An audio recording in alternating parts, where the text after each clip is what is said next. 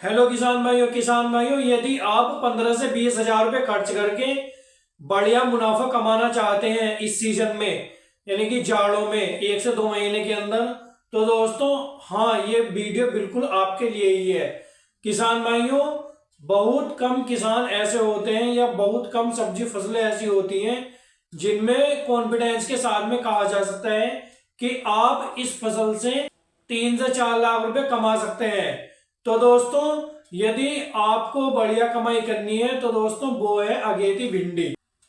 किसान भाइयों, आप लोग 15 जनवरी से लेकर के 15 फरवरी के बीच में भिंडी की बुआई कीजिए, तो आप देखेंगे कि आपको दोस्तों बहुत ही अच्छा खासा मुनाफा मिलेगा, उत्पादन बहुत ही जबरदस्त देखने को मिलेगा।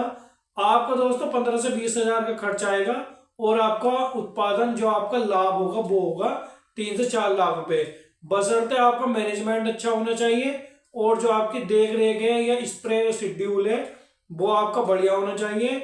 और ये आपके और भी कुछ बातों पर निर्भर करता है, जैसे आपके बीज की क्वालिटी कैसी है, यानी कि कौन सा आपका बीज है।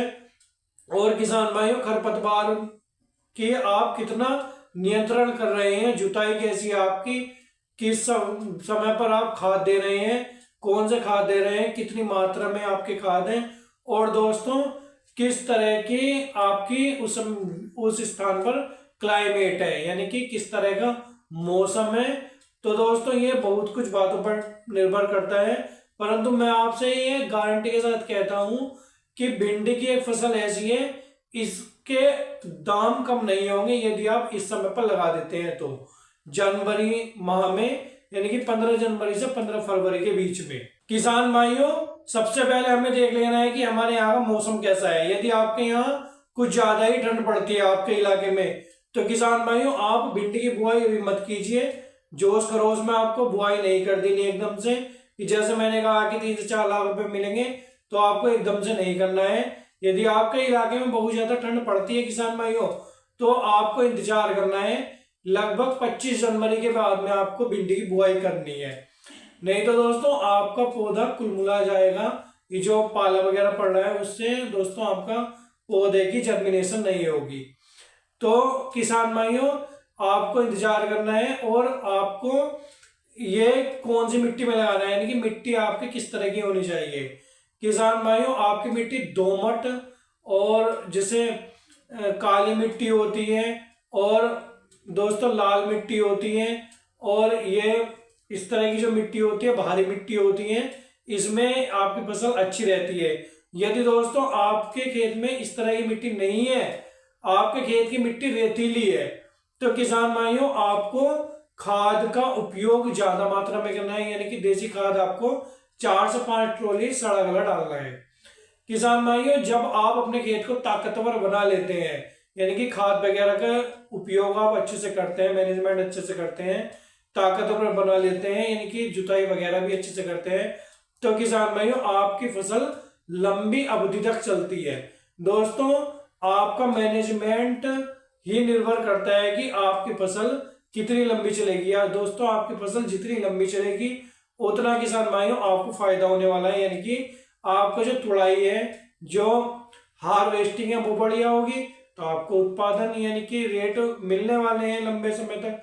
तो किसान भाइयों आपको इन बातों का ध्यान रखना है। 4 से 5 ट्रॉली सड़ा गला खाद, डीएपी 40 से 50 किलो, एसएसपी 40 से 50 किलो, यूरिया 1 बैग डालना है आपको किसान भाइयों।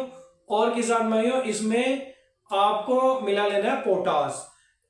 अब पोटास आपको मिलाना है 30 से 40 किलो के बीच में। किसान भाइयों जब से पोटास महंगा हुआ है तो किसान भाइयों ने पोटास मिलाना ही बंद कर दिया है।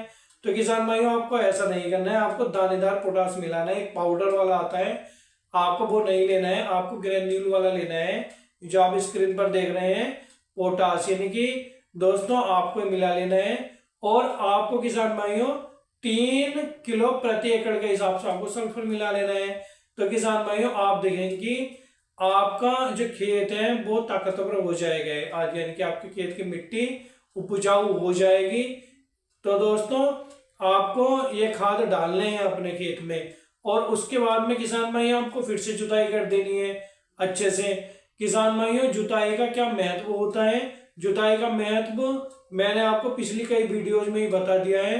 आपको किसान भाइयों अच्छे से उसमें जुताई करनी है, उसके बाद में गहरी जुताई करनी है।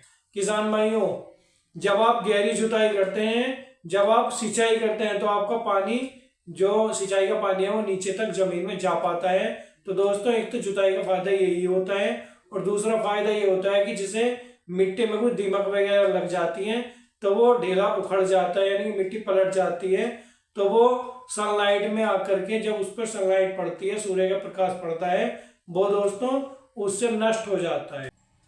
किसान भाइयों इसके बाद में आपको अपने खेत के लिए बीज लेने हैं, यानी कि दोस्तों आपको राधिका, नामधारी, माइको और सारांश, यानी कि ये कुछ चुनिंदा वैरायटियां हैं। राधिका दोस्तों कुछ महंगी होती है, तो दोस्तों आपका जो राधिका है इसका रिजल्ट बहुत ही शानदार रहते हैं। तो किसान भाइयों ये आपको बीज ले लेने हैं, आप अपने हिसाब से ले सकते हैं जिस तरह का आपके यहाँ पर चलता है किसान भाइयों। उसके बाद में किसान भाइयों आपको खेत की तैयारी करनी है। आपको दोस्तों मेड़ निकाल लेनी है।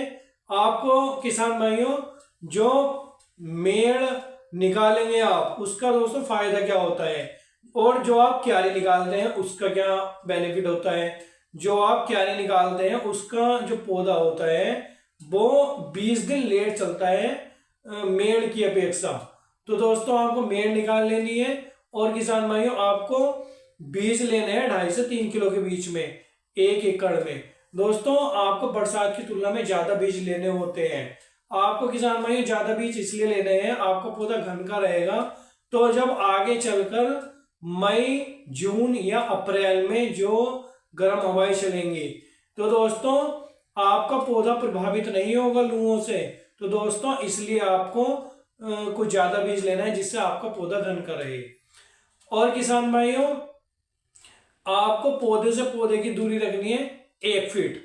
तो दोस्तों आप देखेंगे आपका जर्मिनेशन बहुत ही अच्छे तरीके से होगा। और किसान भाइयों आप इस तरह से करते हैं तो आप देखेंगे 12 से 13 इंच का जब आपका पौधा हो जाता है तो किसान भाइयों उस पर एकदम से ही भिंडी आनी शुरू हो जाती है। और किसान भाइयों जब आप सिंचाई करते हैं, पहली सिंचाई करते हैं, तो किसान भाइयों आपको एकदम से अपने खेत को लबालब नहीं भर देना है, यानी कि जब आपकी आधी मेड़ भर जाती है तो किसान भाइयों आपको दूसरी मेड़ में चला देना है फिर पानी, यानी कि आपको पानी जैसे एक तरह फिराते हैं ना पूरे खेत में, आपको इस तरह से करना है, लबालब नहीं बनना है, नहीं तो दोस्तों फायदे की जगह नुकसान हो जाएगा। आप देखेंगे कि जब आप सिंचाई कर देंगे तो 4 से 5 दिन बाद आपका जो पौधा है वो जर्मिनेट हो जाएगा। और किसान भाइयों जब आपकी फसल 20 दिन के लगभग की हो जाएगी, यानी कि 20 से 25 दिन के बीच में किसान भाइयों आपको एक स्प्रे करना है, यानी कि जिससे आपके खेत में रस चूसक कीट वगैरह आने वाले समय में ना आए।